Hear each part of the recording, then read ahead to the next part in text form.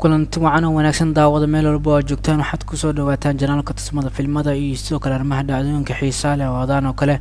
aan idinkugu soo gudbino warbixinada xiisaha leh ee laga qoro arrimaha koonfurta Bollywoodka kuwaas oo aan dhacdooyin xiiso leh waa la wadaagi kartiin daawadayaashana ku taxanbarta tusmada filmada alaab waxaan idinka imaad celinayna qaabkaad muuqaalada oo la falgashaan sidoo kale like asxaabtiina aad la wadaagtaan iyo dhiirigelintiina xagga kommentiyadaba waxaan idinka imaad celinayna warbixintan waxaan ku qaaday dhigi doonaa filimka qoshi kaas oo la daawan doono 1 September ayaa waxaan isla eegi doonaa lacagaha ay ku qaateen hogaamiyaasha filimka sida Vijay Devarkonda iyo Samantha Ruth Prabhu iyo sidoo kale directorka filimkaas Vijay Devarkonda iyo sidoo kale Samantha Ruth Prabhu ayaa waxay labada ugu caansan markaan ee qaybaha Teluguga labada ay markaan waxay ku muddo filimka Shiva Nirvana filimka directorkii ay qoshi filimkana waxa lagu wadaa in la daawado September 1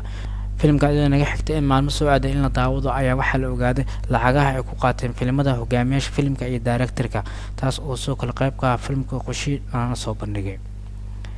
lacagaha kuwaas oo ku qaateen hogaamiyaasha filimka iyo directorka ayaa waxay kuwa quseeya lacagtii ku sameeyay filimka qoshi taas oo la soo saaray iyadoo sidoo kale la qeexay in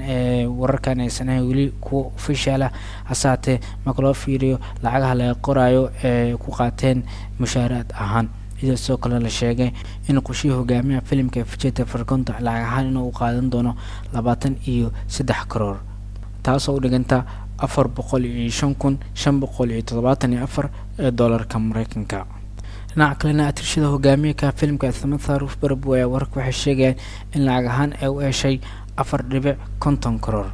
taas oo doolar ahaan u dhiganta 79,351 doolarka Mareykanka waa lacagta ee filimka ku sameysay atirshada hogaaminta filimka ee doorkeeda Aradhya taas oo soo ka director filimka ay Shiva Nirvana la sheegay in lacag ahaan uu qaatay filimkaas inuu director kaga noqdo lacag gaaraysa 12 karoor filimkan ku saabsan arrimaha shactarada iyo sidoo kale jaceelka lacag 12 karoor ayaa waxay doolar ahaan u dhigantaa 211,604 doolarka Mareykanka marka laga tusaale qaato goosgoos laga soo bandhigay filimka iyo heesaha laga soo bandhigay filimka waxa ka dhigaysaa in filimkan inuu iska cad yahay filim ku saabsan arrimaha shactarada taas oo sidoo kale yahay sidoo kale mid raacsan jaceyl waxaana filimkan la isku raacay inuu yahay film sidoo kalena lagu arki doono action madadaalo dhameystiran asagoo sidoo kale filimka la barbardhigay filimada Tollywoodka ee arrimaha jaceylka iyo shactarada iyo actionka la isku lifaaqo filimkan ayaa waxay ka dhigaysaa sida marka la rajeynayo haddii tiyaatarada uu koro inuu noqon doono film guuleysta sabab la xiriira hogaaminta dadka ka ah filimka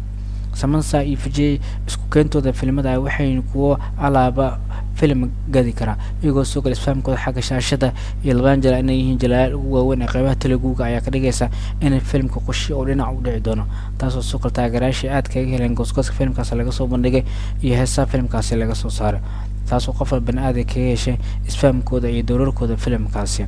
filimkan ay wuxuu yahay labada ay wuxuu yahay filimka mid ka dhigay in ay jacayl wada wadaagaan sidoo kale isguursanayaan hasaate in jacaylkoodu ku dhamaado mid guula ay waxa ka dhigaysa in uu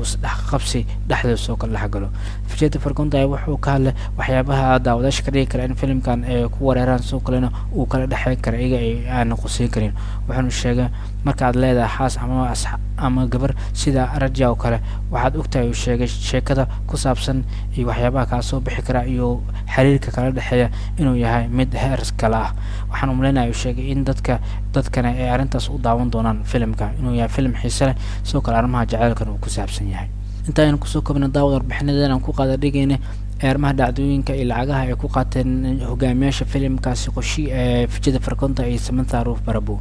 hadda warbixinta ka shaleegno soo kala asxaabtiin la wadaaga oo kuma sinta alaabsad muuqaalena oo daawatan kan kiis xigna sidaas nabad geliyo